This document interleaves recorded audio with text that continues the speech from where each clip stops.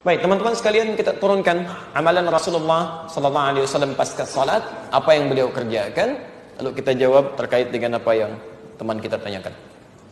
Pertama, seperti tadi kita uraikan dalam menjawab pertanyaan kawan kita yang pertama, amalan Nabi sallallahu alaihi wasallam pasca salat adalah sesuai dengan ketentuan Al-Qur'an di surah keempat An-Nisa ayat 103, kan?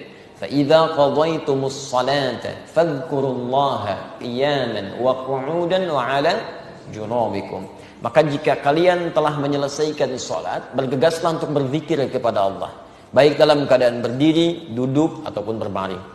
Bagaimana cara mengamalkan zikir ini? Karena kalimat di Qur'annya masih umum, zikir aja. Kalau tidak dijelaskan bagaimana caranya, kita akan kebingungan.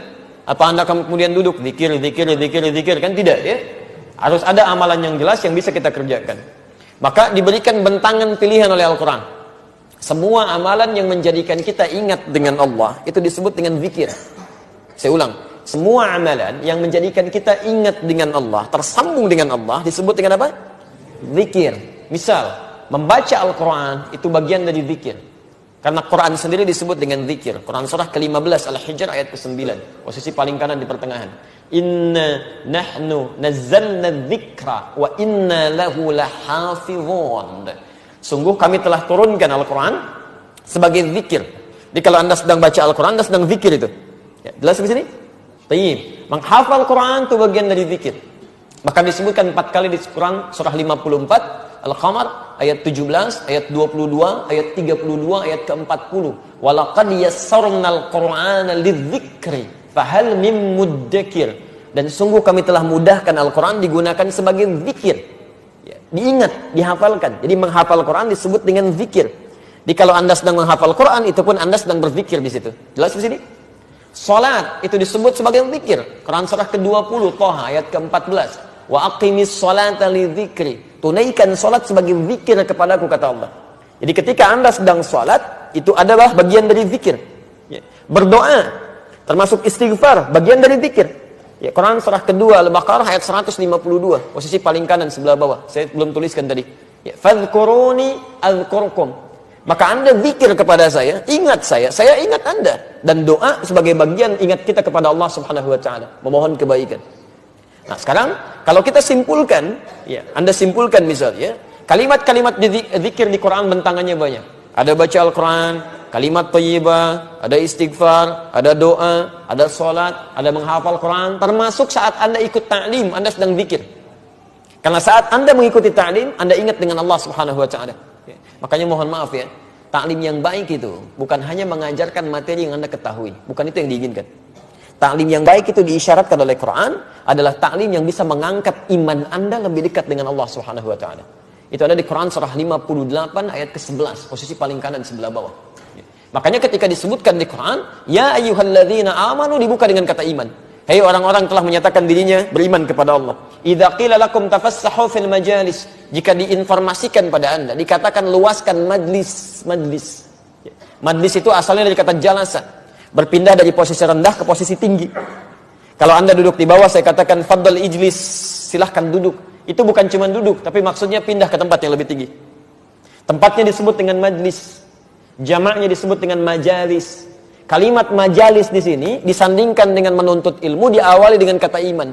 Kata para ulama seakan-akan melukiskan kesan bahwa tempat menuntut ilmu yang baik itu bukan sekedar Anda datang, tapi tempat yang menjadikan Anda, perangkat keimanan Anda lebih dekat dengan Allah Subhanahu wa taala. Jadi kalau Anda menuntut ilmu, belajar dengan siapapun, iman Anda tidak meningkat, pengetahuan agama Anda tidak bertambah, ada yang salah di majlis itu. Makanya di ujung ayatnya dikatakan, yarfa'illahu alladhina amanu minkum walladhina utul ilma darajat. Orang-orang yang belajar seperti ini, imannya akan diangkat oleh Allah, plus pengetahuannya akan bertambah. Silakan antum cek. Kalau antum masuk ke majlis ilmu yang seperti ini, pengetahuan Anda pasti nambah. Salat Anda bukan cuma sekedar bertakbir, tapi paham kenapa saya mesti bertakbir. Bagaimana cara saya bertakbir? Apa bacaan yang saya bacakan? Kemudian Anda menjadi lebih dekat dengan Allah. Sebelumnya cuma salat fardu, sekarang pengennya di masjid. Sebelumnya fokusnya yang berjamaah fardu saja, sekarang kehilangan sunnah sudah nggak nyaman. Dulu ketinggalan fardu Anda biasa-biasa saja, sekarang ketinggalan salat sunnah sudah nggak enak Anda. Itu ta'lim yang bagus. Itu yang disebut dengan zikir. Disebutkan di Quran surah ke-9 misalnya 122, posisi paling kiri sebelah bawah. Itu sebanding amalannya dengan orang jihad itu.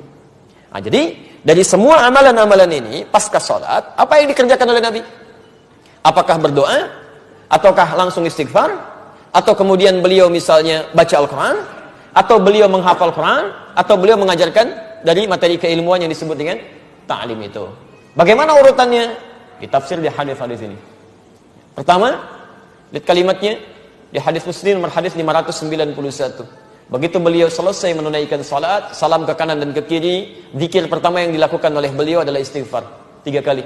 Astaghfirullahaladzim, astaghfirullahaladzim, astaghfirullahaladzim. Dan menyambungkan Allahumma antas salam wa minkas salam tabarakta ya dzal jalali wal ikram. Selanjutnya di hadis Muslim nomor hadis 593, la ilaha illallah lahu la syarika lah, lahul mulku wa lahul hamdu wa huwa ala kulli syai'in qadir. Selanjutnya di hadis riwayat Muslim nomor hadis 597, Anda mulai bacakan subhanallah, subhanallah, subhanallah 33 kali, alhamdulillah, alhamdulillah, alhamdulillah 33 kali, Allahu akbar, Allahu akbar, Allahu akbar 33 kali. Selanjutnya Anda bisa bacakan ayat kursi, ya. Ayat kursi Al-Baqarah 255, posisi paling kiri di pertengahan. Allahu la ilaha illa huwal hayyul qayyum. Selanjutnya Anda bacakan surah Al-Ikhlas, ya, kemudian Al-Falaq, kemudian An-Nas. Setelah itu Anda berdoa kepada Allah Subhanahu wa taala. Doanya bahkan langsung disebutkan dan kami tuliskan. Ya, ada di Ibnu Majah nomor hadis 925. Yang Al-Ikhlas, Al-Falaq, An-Nas di Abu Daud nomor hadis 1523, yang Ibnu Majah nomor hadis 925 itu doa Nabi yang dilakukan setelah selesai zikir yang tadi itu.